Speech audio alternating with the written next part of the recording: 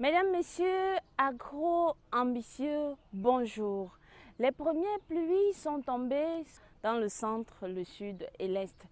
Ces pluies, même si elles sont une faute salette, sont un signe pour que les entrepreneurs sérieux se mettent en stand-by pour mettre leurs semis en terre. Bienvenue sur cette deuxième édition de votre programme Espace Agro consacré à la culture de la banane plantain, du macabo et du manioc. Aujourd'hui, nous parlons de la semence et du semis.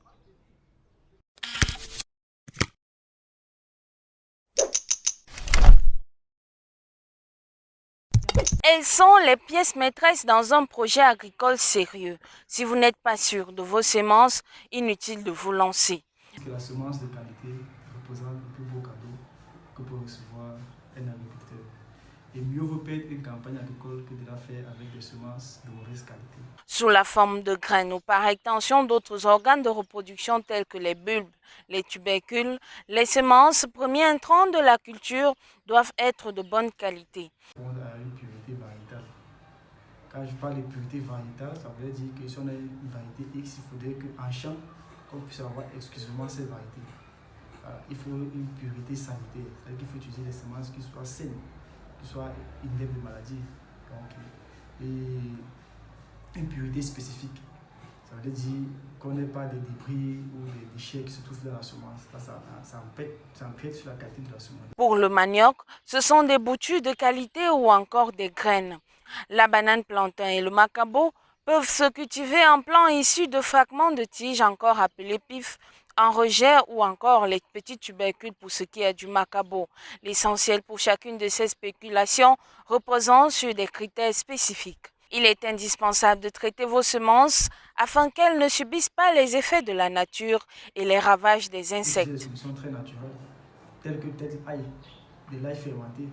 Vous avez de l'ail fermenté, puis vous trempez votre tubercule dedans, vous ressortez ça et vous laissez sécher avant de l'utiliser. Vous pouvez utiliser de la cendre.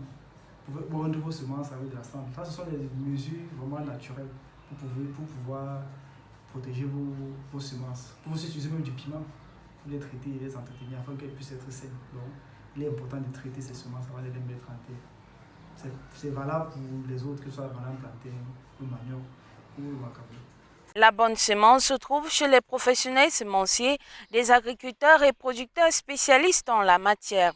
Même si le secteur reste encore très peu organisé au Cameroun, il y en a de nombreux. Cherchez. Et n'oubliez pas, si vous avez raté la bonne semence, vous avez raté votre champ. Conscient donc que seule la bonne semence est gage du bon rendement, vous devez savoir comment choisir votre semence pour le rendement escompté. Ça, notre expert vous parle.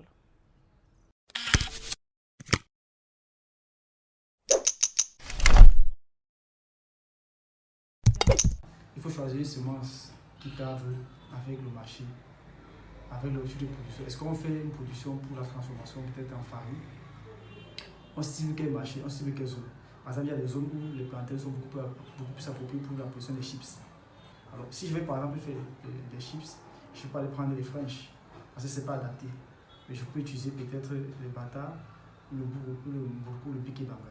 Pour une production industrielle, il faut utiliser des variétés qui puissent être industrielles. Peut-être pour une production de tubercules, il faut utiliser une variété qui soit locale ou bien parfois vraiment du tout venant. Donc, en fonction de type de production, on choisit dans sa semence en fonction de cela. Le macabo aussi, c'est une spéculation que j'aime bien. On passe par l'obtention des microcètes, comme découper les boutures pour avoir les microcètes qu'on va planter. Mais on peut aussi faire des pifs de macabo.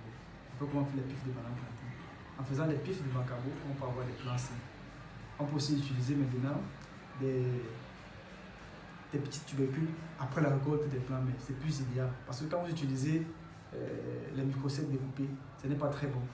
Parce que ça prend du temps pour entrer en production. Et que si vous avez produit ainsi que de 10 mois, vous allez trouver peut-être à 14 mois. Parce que le temps que les microcètes découpés puissent s'enraciner, ça influence déjà sur la durée.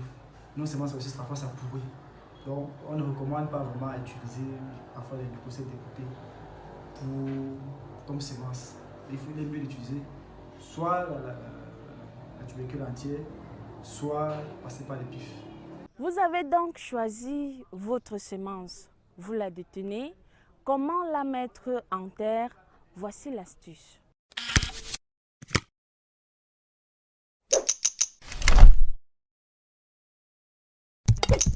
Donc une fois que j'ai ma butte, je n'ai qu'à venir au centre de ma butte, ouvrir, comme vous voyez, ouvrir.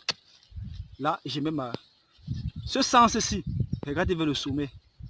Parce que c'est ça qui va s'exprimer, le méristème apical. C'est ça le méristème apical. C'est ça notre méristème apical. De lui, il regarde vers le sommet et non vers le bas. Donc rassurez-vous quand vous mettez en sol, d'avoir un géotropisme positif. C'est-à-dire que ça doit être vers le haut et non vers le bas. Quand c'est vers le bas, on parle de géotropisme négatif. Mais vers le haut, on parle de géotropisme positif. Donc, j'ai mon géotropisme positif qui est là. Et je mets ma bouture là tranquillement au sol. Et puis je n'ai qu'à recouvrir ma butte là. Et c'est fait. Alors voilà, c'est très simple.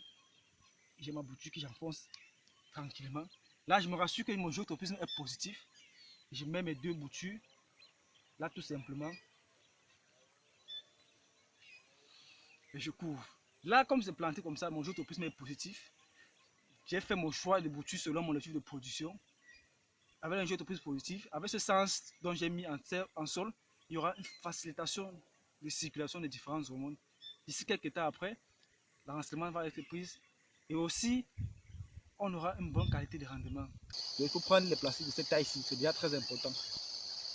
En avance, il y a les poquets qui sont faits et il faut dire que dans ces poquets, on apporte des amendements de fientes que l'on laisse décomposer pendant 2 semaines. Si je ne fais pas le béquillage et que je mets directement mon plant en contact avec le sol, lorsque les nouvelles racines vont sortir, elles vont buter et ne pourront pas facilement s'infiltrer. Mais quand je fais le béquillage, ceci voudrait dire que quand les nouvelles racines vont sortir, il y aura la facilité d'infiltration des nouvelles racines dans le sol et le plant va facilement prendre.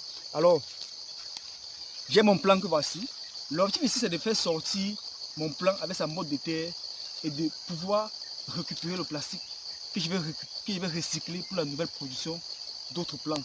Quand vous prenez votre pot de plastique, vous pressez comme ceci, vous rendez cela compact. Quand c'est fait, vous venez au bas de votre plastique, il y a cette attache-ci là, vous arrêtez, vous laissez baisser comme ça. Votre plant sort entièrement avec sa motte de terre et les racines tout autour. Alors une fois c'est fait, j'ai mon trou de semis, je place juste mon plant là-dedans et je casse. Il faut dire qu'il faut mettre la terre juste au niveau du collet. Je casse tout autour comme ça. Je casse.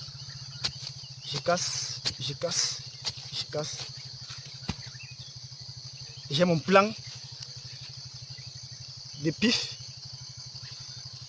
qui est prêt. Fin de cette première série consacrée à la culture de la banane, plantain, du macabo et du manioc. Nous reviendrons vers vous lors de la période d'entretien physique et phytosanitaire des plantes. Pour la prochaine édition de votre programme Espace Agro, nous parlerons de tomates. Restez des nôtres et surtout n'oubliez pas, la terre ne trompe pas.